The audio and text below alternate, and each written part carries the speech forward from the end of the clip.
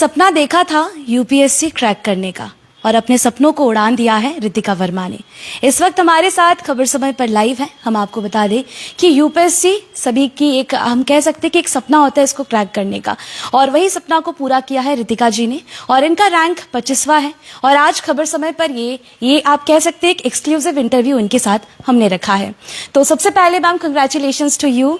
Thank you very much ma'am, thank you. Okay ma'am, कैसा लग रहा है जब आपको पता चला कि आपका 25th रैंक है और ऑल ओवर इंडिया से बच्चे इसमें जरूर एस्पिरेंट्स जो है वो इसमें अटेम्प्ट करते हैं, और 25वां रैंक मामूली सी बात नहीं है, तो कैसा महसूस कर रहे हैं मैम? जैसा आपने कहा, इजी नहीं है, इसलिए थोड़ा सिंक इन होने में भी समय लगता है, बट धीरे धीरे लग रहा है कि अच्छा ठीक है, हो गया है, now the pressure is off, now I don't have to give the prelims again.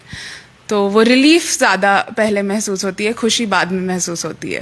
तो मैं बता दूं कि मैम फिलहाल सिलीगुड़ी शहर में रह रही है, और साथ ही साथ मैम पटना बिहार से बिलोंग करती है और दिल्ली यूनिवर्सिटी से अपनी पढ़ाई की है। तो मैम अगर बात करें तो बचपन से कैसा था आप स्टडीज़ में? ऑलरेडी हमें पता है कि इतने अच्छे अटेम्प्ट में इतना अच्छा रैंक लाना खुद में बहुत बड़ी बात होती है। तो मैम से जानते हैं कि किस तरह से आपका जो स्टडीज़ था वो मैम इतने फोकस करके आपने सारी चीज़ें सही जो है वो सारे प्लान किए। जी, पढ़ाई में मैं शुरू से ठीक रही हूँ। स्कूल कॉलेज वगैरह में भी नंबर सही आ जाते थे, तो उसी समय से था कि नहीं, I have the capability to do it, तो करनी चाहिए, एक ट्रायल देना चाहिए इसमें। तो उसके बाद से मैं कॉलेज के डायरेक्ट बाद से लग गई थी इसके लिए, तो उसके बाद से पढ़ाई ही चल रही है। This was my 4th attempt, तो उसमें हुआ है। ओके मैम, कितना मुश्किल था ये, क्योंकि काफ़ी चैलेंजिंग है, तो आपके लिए कितना मुश्किल था ये? सारे आपने बताया 4th अटेम्प्ट है, तो लगातार काफ़ी सारे एक्सपीरियंस भी आपको मिले, और इस बार शायद ये सारी मेहनत रंग लाई, तो किस तरह से ये पूरा आपका जर्नी था?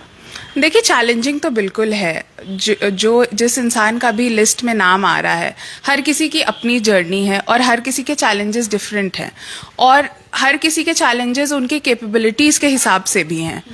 तो इस अटेम्प्ट में तो इनफैक्ट मेंस के समय मेरी तबीयत भी काफ़ी ख़राब थी, और इंटरव्यू भी ठीक ठाक गया था। सो इसीलिए ज़्यादा खुशी हो रही है, क्योंकि रैंक एक्सपेक्ट भी नहीं किया था इस बार बहुत अच्छा।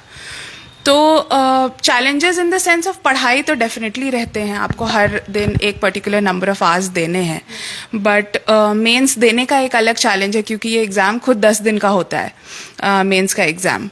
तो डेफिनेटली चैलेंजिंग तो है, चैलेंजिंग नहीं होता तो लोग इतने खुश भी ना होते। मैम क्रेडिट किसको देना चाहेंगे, क्योंकि कहीं ना कहीं ये जर्नी घर से शुरू होती है, तो टीचर्स तो हमारे लाइफ में ऑलरेडी बहुत बड़ा रोल प्ले करते हैं, लेकिन जब बात आती है कि घर के परिवार वालों का भी क्रेडिट इसमें ज़रूर जाता है, तो अपने परिवार में से किसको क्रेडिट देना चाहेंगे आप? बिल्कुल, मतलब पेरेंटल सपोर्ट के बिना तो इट्स नॉट इवन, मतलब you cannot even think of starting the process. Then my grandparents are also there. I'm fortunate enough to have them. तो भाई भी है, सो everyone's, मतलब I was totally cut off from social media. So my family was the only source of entertainment you say, और source of inspiration you say. तो बस घर ही पे रह करके तैयारी भी करी है।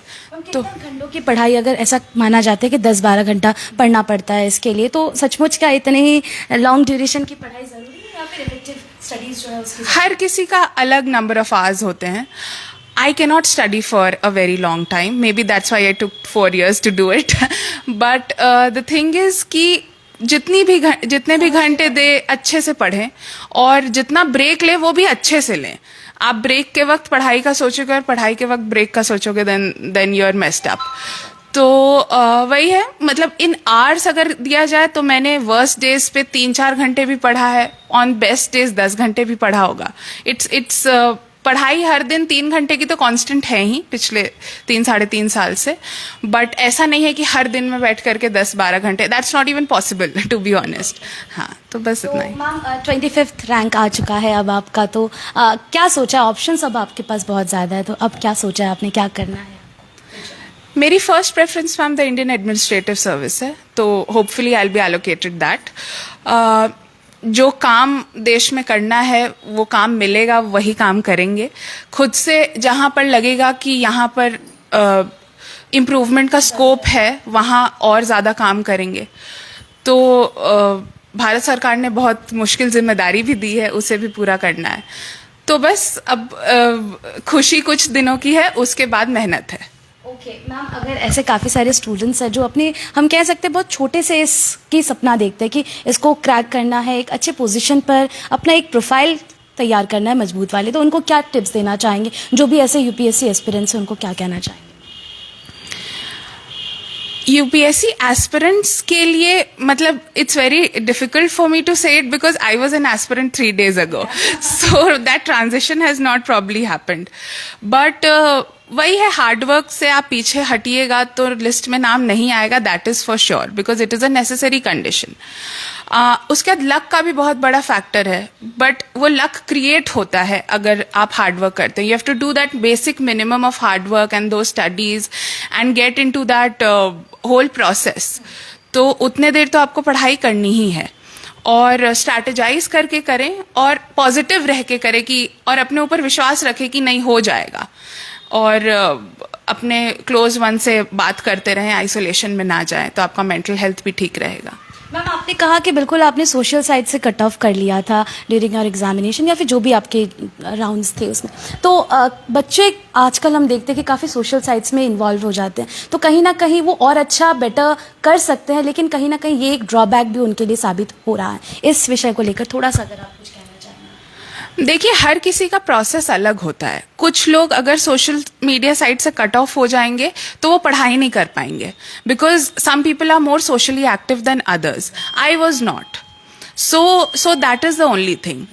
एंड इट्स इम्पॉर्टेंट कि आप अपने आप को जाने पहले, कि अगर आपको ऐसा लग रहा है कि आपको अपने दोस्तों से कांटेक्ट में रहना जरूरी है तो बिल्कुल करें. I know many of my friends have cracked it while being very active on social media. So it was just a personal preference for me because I knew that I won't be able to do it if not. Okay ma'am, काफ़ी busy schedule से ma'am का हमने time लिया है. Ma'am, एक last question में जाते जाते ज़रूर जानना चाहूँगी कि काफ़ी बार ऐसा होता है कि यूपीएससी क्रैक करना है तो कोचिंग लेना पड़ेगा. इसको कितना हद तक आप इसके लिए स्टैंड लेते हैं? क्या मानते हैं इसको लेकर आप? क्या ये ज़रूरी है?